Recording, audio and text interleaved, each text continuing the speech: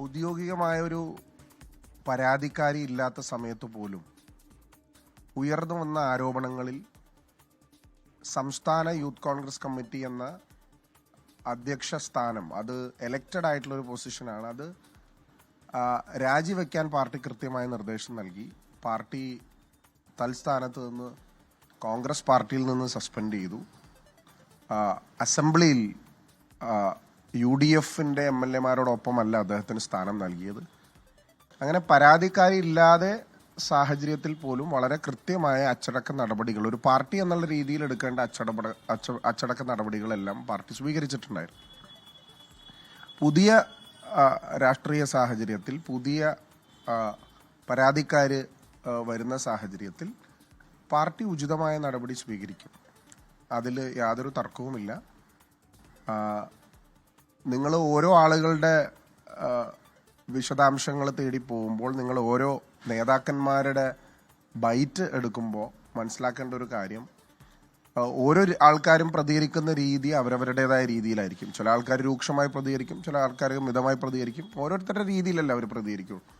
പാർട്ടിക്ക് ഈ വിഷയത്തിൽ അഭിപ്രായ ഭിന്നതയില്ല, അഭിപ്രായ വ്യത്യാസമില്ല. കേരള പ്രദേശ് കോൺഗ്രസ് കമ്മിറ്റി, അതിൻ്റെ അധ്യക്ഷൻ, അതിൻ്റെ കമ്മിറ്റി വളരെ ഉചിതമായ നടപടി കൃത്യസമയത്ത് സ്വീകരിക്കും. ഇതിൽ ആർക്കും ഒരു ആശങ്കയും വേണ്ട. ഞങ്ങൾ മറ്റുള്ള പാർട്ടികൾ പോലെ ആരെയും സംരക്ഷിക്കാനോ നിയമപരമായി സഹായിക്കാനോ അല്ലെങ്കിൽ ഒരു തരത്തിലും ഞങ്ങൾ പരാതിക്കെതിരെ നിൽക്കുകയോ അല്ലെങ്കിൽ പരാതിക്കാരെ ഇൻസൾട്ട് ചെയ്യുന്ന തരത്തിലോ ഒരു തരത്തിലും നടപടികൾ സ്വീകരിച്ചിട്ടില്ല.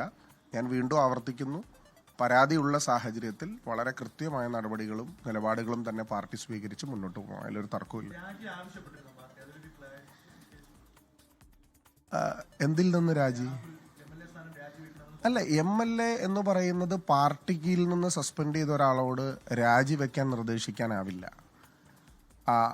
അത് അദ്ദേഹത്തിന് ജനങ്ങൾ എലക്റ്റഡ് ആയിട്ടുള്ള ഒരു പൊസിഷനാണ്.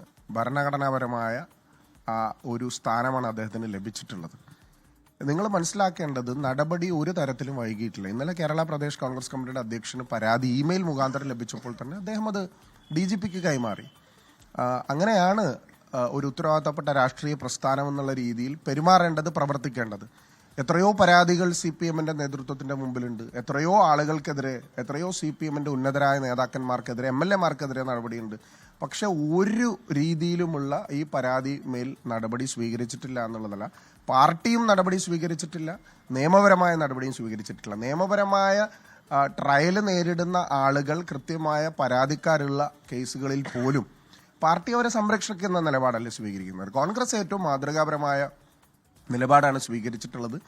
ഈ വിഷയത്തിൽ ഞാൻ നേരത്തെ പറഞ്ഞതുപോലെ തന്നെ പാർട്ടിക്കകത്ത് യാതൊരു തരത്തിലുമുള്ള ഭിന്നതയില്ല. അതിൻ്റെ ഔദ്യോഗികമായ കാര്യങ്ങൾ KPCCയുടെ അധ്യക്ഷൻ എന്നുള്ള രീതിയിൽ അദ്ദേഹം തന്നെ നിങ്ങളോട് വിവരിക്കും. അത് സമയത്തിന്, നിങ്ങൾ വിചാരിക്കുന്നതിലും വേഗത്തിൽ, സമയത്തിൽ അദ്ദേഹം അതിന് പ്രതികരിക്കും. അച്ചടക്ക നടപടി ഏത് രീതിയിൽ സ്വീകരിക്കണമെന്നുള്ളത് അത് ഇറ്റ് ഈസ് ഓൺലി ടെക്നിക്കൽ.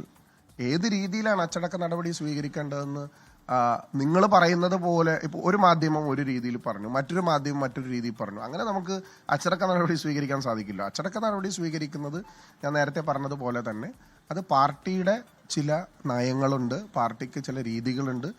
അതിൽ ഏറ്റവും മാതൃകാപരമായ രീതിയിൽ ഏറ്റവും ആദ്യം തന്നെ പാർട്ടി സ്വീകരിച്ചു. പരാതിക്കാരുടെ സാഹചര്യത്തിൽ ഇപ്പോൾ തുടർ നടപടികൾ നിയമപരമായിട്ട് നടക്കുമല്ലോ. അപ്പോൾ അതിൻ്റെ ഔട്ട്കമ്മും കൂടി നമുക്ക് കാണേണ്ടതുണ്ട്. പരാതി മുന്നോട്ട് വരികയാണെങ്കിൽ പരാതിയായിട്ട് മുന്നോട്ട് പോകാനാണല്ലോ KPCC അത് DGPക്ക് കൈമാറിയിട്ടുള്ളത്. അപ്പം ഞങ്ങൾ വ്യവസ്ഥാപിതമായ രീതിയിൽ വിശ്വസിക്കുന്നു, അതുമായി മുന്നോട്ട് പോകുന്നു.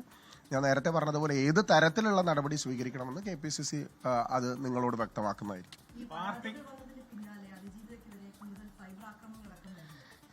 സൈബർ ആക്രമണം ഔദ്യോഗികമായ കോൺഗ്രസിനെ സ്നേഹിക്കുന്ന ഒരാളുകളും സൈബർ ആക്രമണം നടത്തില്ല. ഞങ്ങൾ ഒഫീഷ്യലായി ഒരു തരത്തിലുമുള്ള ഔദ്യോഗികമായ സൈബർ ആക്രമണം നടത്താനോ അല്ലെങ്കിൽ ഒഫീഷ്യൽ ഹാൻഡിൽസിൽ നിന്നോ ഉത്തരവാദിത്തപ്പെട്ട ഡിജിറ്റൽ മീഡിയ സെല്ലിൻ്റെ ഒരാളുകളോടും ഞങ്ങളത് നിർദ്ദേശിക്കത്തില്ല.